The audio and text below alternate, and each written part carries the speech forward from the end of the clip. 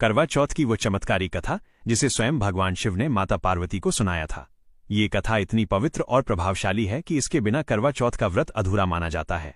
तो आइए आरंभ करते हैं इस अमृतमयी कथा का श्रवण। कैलाश पर्वत का सुंदर दृश्य, जहां भगवान शिव और माता पार्वती विराजमान हैं। पार्वती जी ने शिवजी से प्रश्न किया, स्वामी, आपने मुझे अनेक व्रत और तिथियों का महत्व बताया है, लेकिन आज मैं आपसे करवा चौथ व्रत की कथा जानना चाहती हूं। ये व्रत क्यों किया जाता है और ये कैसे पति की दीर्घायु का कारण बनता है? शिव मुस्कुराते हुए, देवी, ये प्रश्न बड़ा उत्तम है। करवा चौथ का व्रत स्त्रियों के लिए सबसे पवित्र माना गया है। ये केवल पति की लंबी आयु ही नहीं देता, बल्कि वैवाहिक जीवन में प्रेम, विश्वास और सौभाग्य को अटूट बना देता है। सुनो देवी, आज मैं तुम्हें इसकी चमत्कारी कथा सुनाता हूं। बहुत समय पहले की बात है। एक राज्य में वीरवती नाम की राजकुमारी रहती थी। वो 7 भाइयों की इकलौती बहन थी। राजकुमारी जितनी सुंदर थी, उतनी ही धर्मपरायण और सौम्य स्वभाव की थी। विवाह के बाद जब पहला करवा चौथ आया, तब वीरवती ने भी अपने पति की दीर्घायु के लिए ये व्रत रखा। सुबह से उसने अन्न और जल का त्याग किया और ईश्वर का ध्यान करते हुए दिन भर भूखी प्यासी रही। दिन चढ़ने के साथ साथ वीरवती को भूख और प्यास सताने लगी। शाम होते होते उसकी हालत इतनी बिगड़ गई कि वो बार बार बेहोश होने लगी। तभी सातों भाई चिंतित होकर आते हैं और कहते हैं, हमारी बहन तो भूख प्यास से बेहाल हो रही है। यदि ये चांद निकलने तक ऐसे ही रही तो इसकी जान चली जाएगी। हमें कुछ करना होगा। भाई पेड़ पर छलनी जैसी जाली लटकाते हैं और उसके पीछे दीपक रखते हैं।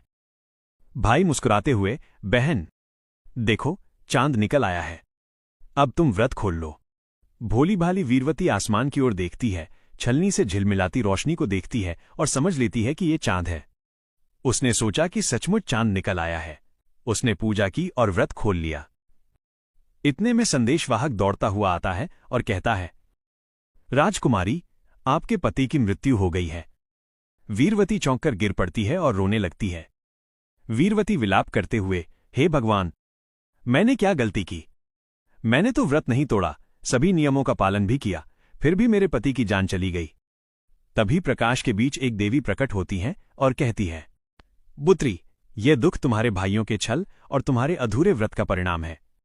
वीरवती रोते हुए, माता, अब मैं क्या करूं?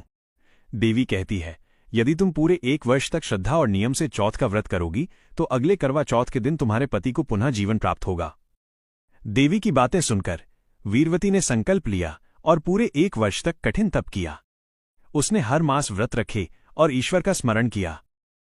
अगले करवा चौथ का दिन वीरवती पूजा करती है। अचानक उसका मृत पति जीवित हो उठता है। पति आश्चर्यचकित होकर पूछता है, वीरवती, ये चमत्कार कैसे हुआ? वीरवती आंखों में आंसू लिए, ये करवा चौथ व्रत की शक्ति है जी। इस प्रकार करवा चौथ की शक्ति से राजकुमारी वीरवती को अपना पति पुनः प्राप्त हुआ। आगे भगवान शिव कहते हैं, देवी, यही वह कथा है जिसे हर स्त्री को करवा चौथ पर सुनना चाहिए। इसके बिना यह व्रत अधूरा माना जाता है। यह व्रत केवल पति की लंबी आयु ही नहीं देता, बल्कि दाम्पत्य जीवन में प्रेम और विश्वास को भी मजबूत करता है। माता पार्वती मुस्कुराते हुए कहती हैं, स्वामी, सचमुच ये व्रत कितना पवित्र है। स्त्रियां जब श्रद्धा से इसे करेंगी तो उन्हें अखंड सौभाग्य का आशीर्वाद अवश्य मिलेगा। भगवान शिव कहते हैं, करवा चौथ हमें संयम और धैर्य का संदेश देता है। यह पति पत्नी के रिश्ते को विश्वास और समर्पण से मजबूत करता है।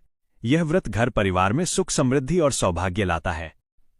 तो दोस्तों, ये थी करवा चौथ की चमत्कारी कथा जिसे स्वयं भगवान शिव ने माता पार्वती को सुनाया था। ये कथा हमें बताती है कि प्रेम, विश्वास और त्याग से बड़ा कोई धर्म नहीं।